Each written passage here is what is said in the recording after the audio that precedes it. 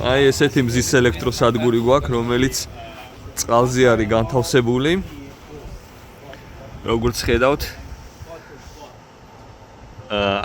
ეს აი ტბა და არის კიპორჩხალების თევზსაშენი, თუ რა ვიცი, კიპორჩხალების, ასე ვთქვათ, მოსაშენებელი მზის ელექტროსადგური. თურმე კიპორჩხალებს უყვართ ჩრდილი და აქედან გამომდინარე აუცილებელია, რომ აი ესეთი ორმაგი გადაწყვეტა არის მოფიქრებული, თან მზის ელექტროსადგურია და ელექტროენერგიას გამოიმუშავებს და თან აი ამ ტბაში ხდება თევზის და პირველ რიგში კიპორჩხალის მოშენება.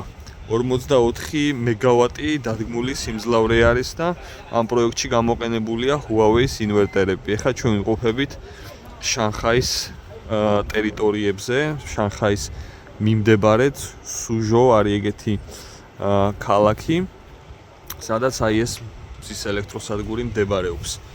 აქ ეხლა სამწუხაროდ არ არის გამოყენებული ეგრეთ წოდებული ომხრივი ბიფაშიალი მზის პანელები, რომელიც არ ეკლილ მზის სხივებსაც უკანა მხრიდან ითვისებს, იმიტომ რომ ეს სადგური დიდი ხნის წინ არის აშენებული, მაშინ არ იყო ეს ორმხრივი მზის პანელები.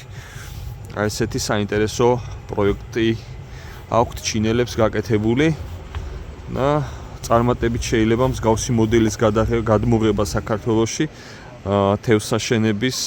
თევზსაშენებში, სადაც ისეთი თევზის მოშენება არის შესაძლებელი, რომელსაც აი სიცხე არ უყვარს. და ასეთი არის კიპორჩხალაც, ანუ კიპორჩხალას არ უყვარს სიცხე. ამითი ხდება დიაგნოსტირება სადგურის. ანუ ეხლა თავისით დაიმუხტება ავტომატურად. ამაზე?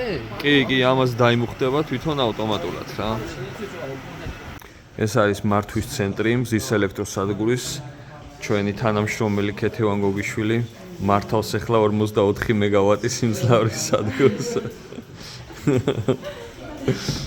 ამი არ შეუცვალო მარტო. რაღაცა. რა ვიცი. ძაბო არ შეუცვალო ქეთი.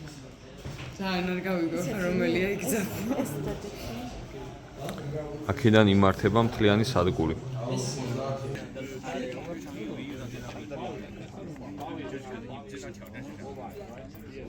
ესე გამოიყურება. ჯამში 11 ბლოკისგან შედგება ეს მზის ელექტროსადგური.